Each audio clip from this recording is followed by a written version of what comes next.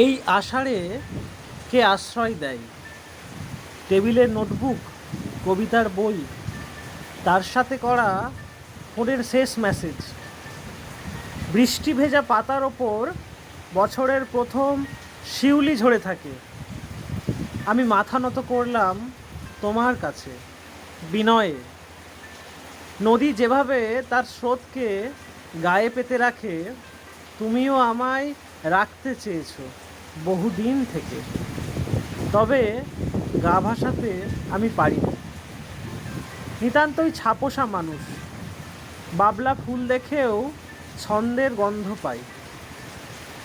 তবুও তোমার স্বপ্নের দুপাশে যত্ন হয়ে বসবো, সবটুকু উজাড় করে ভালোবেসে বাঁচবো।